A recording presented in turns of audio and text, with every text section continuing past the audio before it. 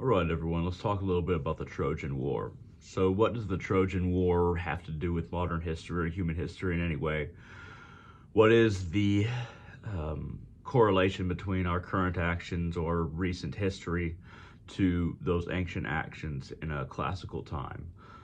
Um, so, people are not as educated on the classics as they used to be. And I don't think they necessarily need to be as long as they study some kind of history, recent history or further back.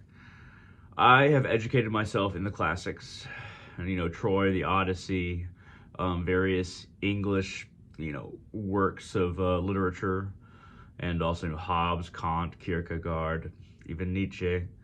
And I've also educated myself somewhat in Shakespeare, and one of his plays, Caesar. Especially, I've listened to that and read quite a bit of it. Um, but let's go ahead and go to the 1900s. The Trojan War was distant past. So in the early 1900s, of course, we have World War One. Everybody was very celebratory. So it's something that didn't happen in World War Two because we kind of knew. Because still this idea of attrition. Well, there's still this tactic of attrition, and also the introduction of machine guns, the Maxim machine gun especially, and there's other equivalents. So we had a very, very bloody war among men, where tens of thousands of troops could die in a single day in World War One. And a lot of the officers, a lot of people in general, would have been educated in the classics because the Iliad and the Odyssey by Homer were the common thing you would educate people through. But let's talk a little bit about the Iliad and the Odyssey. So in the Iliad and the Odyssey, but we're talking about the Iliad, there is graphic content of how people are slain. Talk about spears or swords going into the neck, coming out the head. We're talking about bashing brains in. We're talking about exposing your intestines or spearing somebody through the midsection and seeing like some of their organs fall out. There's a lot of very graphic content. And not most people, a lot of people think that Homer was multiple people composing this saying over about a 300-year span. But I think that actually Homer was a mystic and that there was a message. And this wasn't the only message, but this was also a message that this is the brutality of war. This is what it really looks like. When you get down into the dirt, this is what war looks like. And this is how petty war can be fought, as far as, for the reasons that are so minor. The Achaeans, the Greeks, as we understand them, fighting to reclaim Helen for one singular Greek king, even though she went of her own volition, because oh, well, if they take Helen, they might want to take other things in the future. That leads up to modern wars as well. And the Trojans, Paris, was a prince of Troy, and he took Helen, and the Trojans were like, "Why did you do this? But if we just give her back, then we're going to seem weak." So both sides decided to fight based on this very small issue of either one of them seeming weak. There was no battle. There was only a stealing of a woman. This is one of the most minor circumstances at the time that could cause a war. Now, it would not cause a war by any means. Um, I mean, if it'd be very strange if we encountered this in the modern day, but the stealing of a woman, and her going of her own volition, that causing war now is kind of outside the realms of, possibility. But at the same time, this is a very minor reason to throw thousands of men against each other to rip each other apart. It could be dealt with in other ways. So, in the Iliad, honor is the focus. It's an age of heroes. Men were strong. Men were completely focused on honor. And there was no slight that could go unpunished. So, honor is one of the most costly things a human being can value. When I'm speaking of honor in this sense, I'm talking about personal honor, individual honor. I'm not talking about patriotism or political spectrum. I'm talking about the honor someone has as an individual. Very costly. That's why it's very foreign to modern civilization.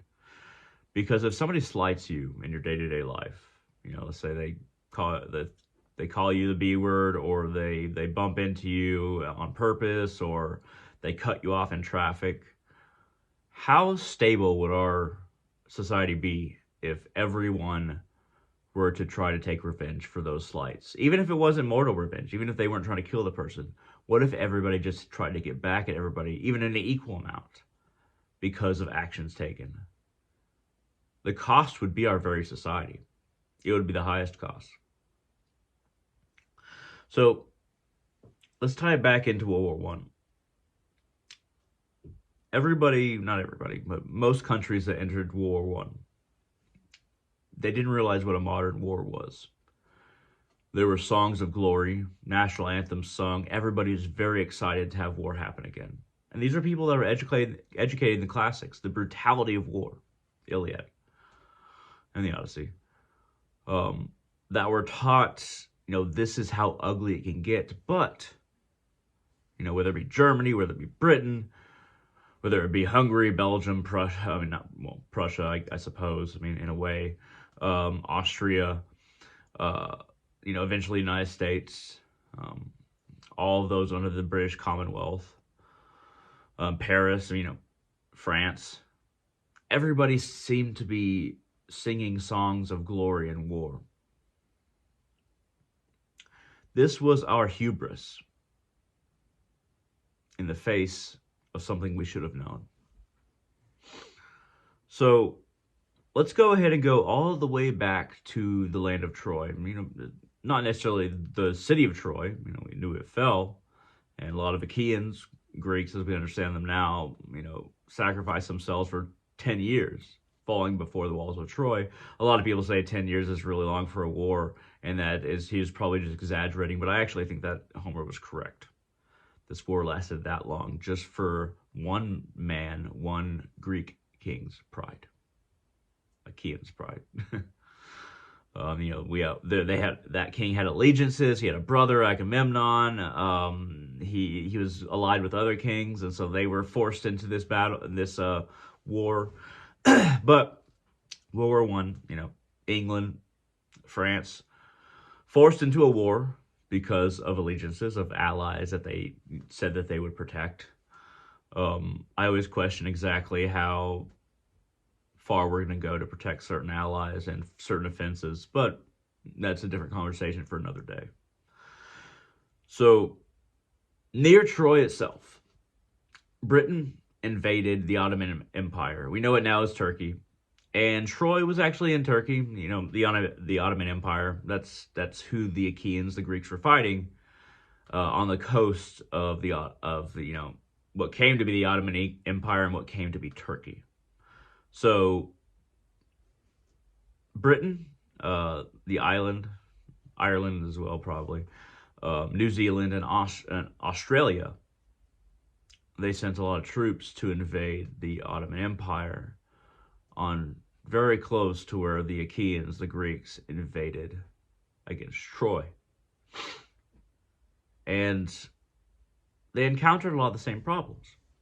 Troy had its high walls, but despite reading the classics, trying to understand the classics, they did not understand what it would be to try to conquer a fortified position to the extent that the Ottomans had it. It might have been, it might as well have been the height and the intimidating Trojan Wall. But obviously is more extensive because, artillery, guns, things like that. This is a fortified position that might as well have been the Trojan Wall, very near Troy. This campaign was supposed to last weeks. It ended up lasting months, and it ended being a complete disaster. A similar disaster that the Greeks, the Achaeans, would have faced if not for the supposed, Trojan horse, which I do think happened. But the British, the New Zealanders, they were under Britain at the time, and Australians, there wasn't some kind of little trick they can do. So they basically, just like the Greeks, attacked a fortified position with the weapons of the modern time and facing weapons of the modern time. And even coming in with a fleet and trying to bombard the area from the sea. Just like the Greeks, came from the sea. And what happened is that 250,000 British, New Zealand, and Australian troops were killed, attacking a well-fortified position in a place where it was famous for being a well-fortified position. 250,000 men. They eventually had to pull out, and Winston Churchill was very adamant as this should be the place we attack. This should be how we should attack, from the land. And this is where he ruined his reputation, at least until World War II, which he came back with a vengeance, in the sense that he gained support because he was very much against Hitler, and the guy that was in charge at the time, Prime Minister, the time when Hitler started invading other places, was much weaker. At any rate, the question becomes, do we ever learn our lesson? There's maybe not 1,000, I'm not that well versed in history. There's dozens of instances I can show you or explain to you that this same thing happened, and that we should have known not to do it just by reading the Iliad. Do we really learn our lesson? The troops that went in to World War I, they sung songs of glory, pride, nationality, strength. Just like the Achaeans, the Greeks did when they came at Troy, just like the Trojans did. And Homer told us how gruesome war could be. And that was the standard for education, the Iliad. So why did we sing the same songs, same kind of songs of patriotism, glory, honor, and then attack in the same way? Of course, you can say, okay, we had a better reason to go to war, the Allied side, the defending allies, this or that. It wasn't just for a woman, sure.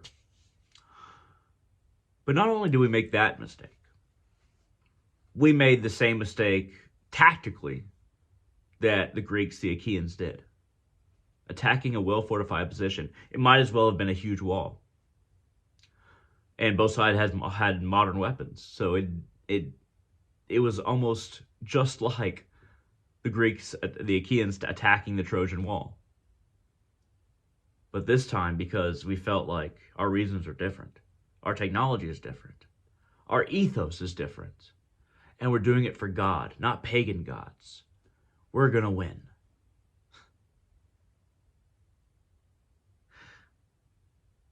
History teaches how often man fall to folly. We might as well make temples to it, make churches to it. When it comes to hunting, all the nobility throughout time went on great hunts. They had food; they didn't need to hunt, but they went after these animals just to feel like they could hunt something down themselves. Folly. There's no reason for it. We put people in power that control us and destroy our own power. Folly. We value money, but allow those with more of it to be taken from us. Folly. We might as well just make a temple or a church to folly. We've worshipped folly far more than we've worshipped many things. We choose to have children, but they tie down our freedom. They have to be taken care of very intently. It's never what we expected. Folly. Doesn't mean it shouldn't happen. And if it wasn't for folly, most of human history and the reproduction of human beings wouldn't happen. We fall in love. We want more than one partner, but we decide to keep ourselves into a relationship that we sometimes aren't happy in, folly. I'm not talking against some of these things, but what we expect is never what ends up. Human beings are prone to folly. It may sound funny, it may look funny, but the greatest jokes of man and the most terrible consequences are the result of folly. Where we thought one thing and ended up getting something else.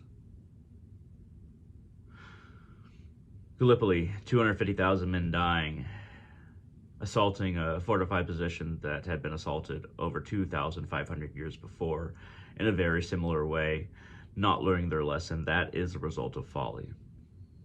Some of the greatest tragedies and suffering were also the result of folly, but that makes up human history.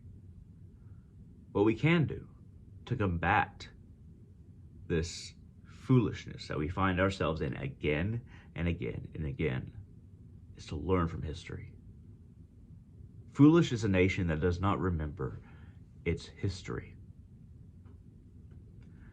In that definition, most nations would be foolish.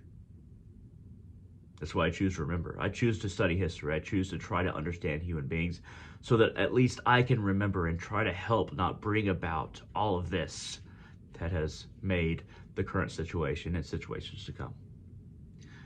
At any rate, thank you very much for watching. Hope all of you have a wonderful day.